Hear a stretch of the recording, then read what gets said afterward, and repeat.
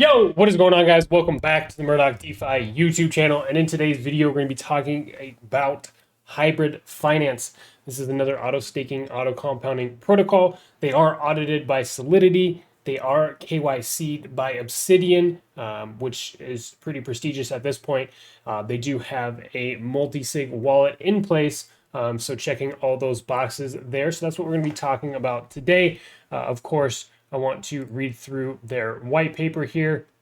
Also, check out this Medium post because it's very educational in terms of like how these auto stakers work and how they kind of differentiate themselves from like the typical rebasing DAOs that we've seen do crazy or kind of go crazy or back in December, right? So like the ohm forks and things like that. So that's what we're going to be discussing in today's video. But before we do, guys, please make sure you subscribe to the YouTube channel here. If you are new to the Murdoch DeFi YouTube channel, welcome. And if you would like to continue to see videos kind of as they pertain to these new projects that we talk about here on the channel, definitely make sure you subscribe. And then after you subscribe, you make sure to hit the notification bell. That way you're getting updated as soon as I publish any content or any information, because for the most part, it is all very time sensitive. That being said, really the best way to stay up to date with what I'm doing in the world of crypto and DeFi is to join the premium Discord. There will be a first link down below in the description. You can check out all the laundry list of benefits that you could potentially take advantage of when signing up for that premium Discord. But that being said, let's go ahead and jump into hybrid finance. Hybrid by the name, hybrid by the nature. Hybrid finance uses a unique blend of two tried and tested methods of revenue generation. So long-term passive growth backed by utilities. They have their RFV, treasury, and real utility backed, where you grow every day just by holding. So they are at a very, very conservative 50,000% APY. Granted, this is still an insane number, but as it pertains to like other projects in the same category, it is pretty conservative in terms of their fixed APY. Of course, auto staking, auto compounding, buy, hold, and earn. Super easy to become an investor. All you gotta do is buy the token and hold it in your wallet, and you automatically get these rebases rewards delivered to you every 30 minutes. They do have community governments in place as well. Their tokenomics are as follows here. So they have hybrid tokenomics. 10% tax on buys, 15% tax on sales. The buy tax is split 50-50 with the RFV and the treasury, so 5% to each.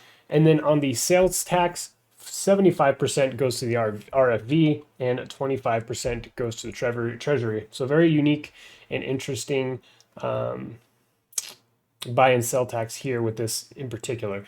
You can see that they are partnered up with Crypto Odyssey.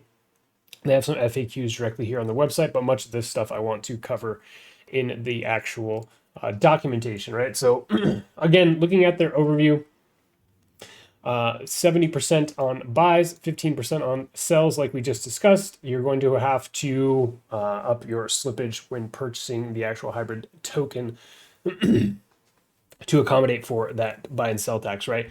So these transaction fees are the primary source of revenue and are channeled directly into the risk-free value. This in turn is the backing, or this is what is essentially like backing the rebases, right?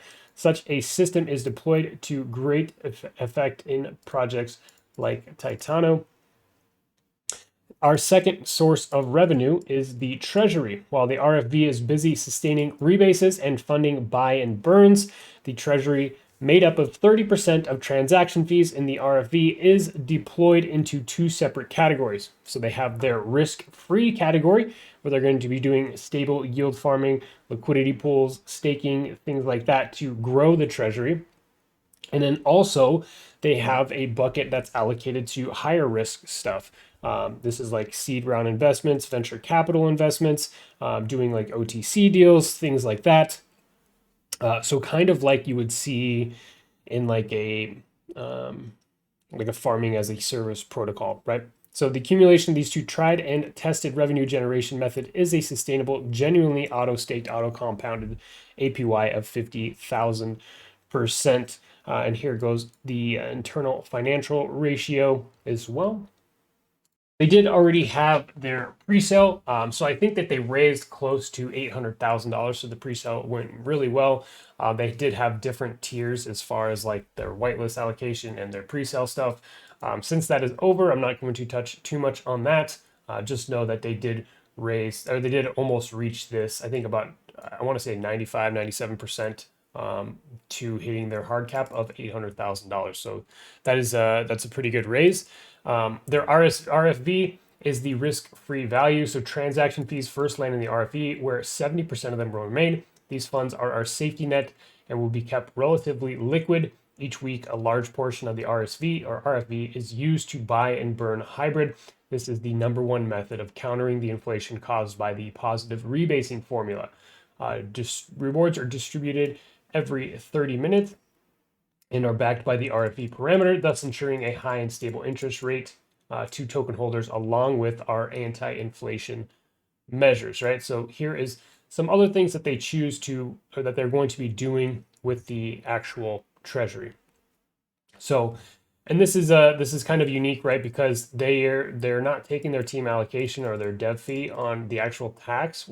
They're pulling it as a percentage of like 10% of the overall treasury, right? So this is a very interesting way to go about it. The treasury plays a very important role in the hybrid system. It provides four extremely critical functions to the growth and sustainability of hybrid, along with providing the team allocation. So again, this is very different from the typical way these are set up on projects that we've talked about, specifically on the channel here. So 60% of the treasury, risk-free investment. Again, that is going to be doing like stable yield farming, options, liquidity pools, staking to ensure that the funds are never idle, while still ensuring there is ample safe liquidity to sustain the RFE, along with weathering any unforeseen storms, as i.e. like price downturns. 20% goes to those higher risk plays, so higher risk investments. Whether that's seed round investing because you have a substantial amount of capital, you can get into these. Obviously, if you know the right types of people too in the space, you can really use that to your benefit. However, it's also really easy to lose money on those deals as well. So hopefully they're able to evaluate those projects before they invest in them. 10% to the growth fund of treasury ROI is moved to the growth fund. The purpose of the growth fund is to be used as a war chest to fund new projects within our system and acquire new projects and assets to the protocol/ecosystem, along with providing capital for internal expenditure as well, like things like marketing and things like that, right? So here is the more tokenomics on the actual hybrid token itself. Launch price is going to be $1, the market cap, and then the expected initial liquidity there based on what they raised in the pre-sale. Hybrid is a Avalanche native token with an elastic supply, which rewards holders in positive rebases, thus creating an auto staking, auto compounding token. Obviously, guys, they have a ton more information here on their actual website, so definitely come check that out.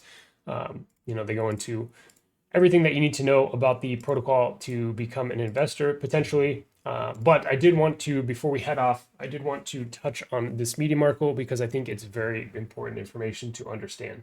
So as this says, 50,000% APY, this is the way. So hybrid finance will be paying a fixed APY of 50,000%, meaning if you hold $1 worth now, in a year, you will be worth $500. Impressive, right? Well, the answer is that this may be in the following article. We will delve into APYs and hopefully dispel a few misconceptions along with highlighting some underestimated secrets.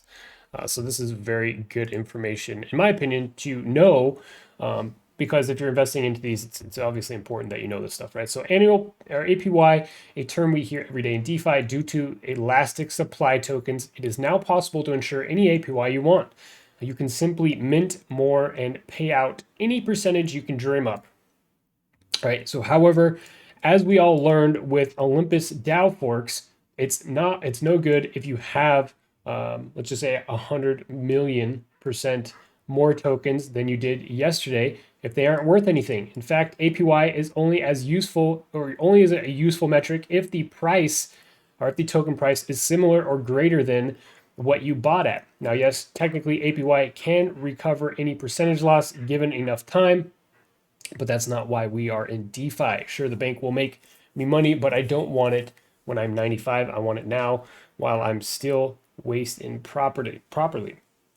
So for the APY to mean anything, we need to ensure that the token's value will be the same when you bought it. And this is very important to understand as well.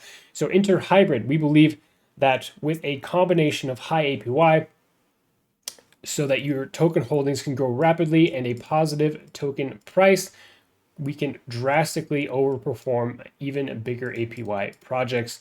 We do this by redistributing the funds that other projects use to pay their higher APYs. We channel these funds into buybacks. These buybacks will be used on such a large scale, they will counter the inflation caused by the constant minting. So the only way your token can decrease in value is the same as any token. If there is any selling pressure, then the token value decreases naturally. There is no need to worry either way either. We have an answer to this as well: more buybacks.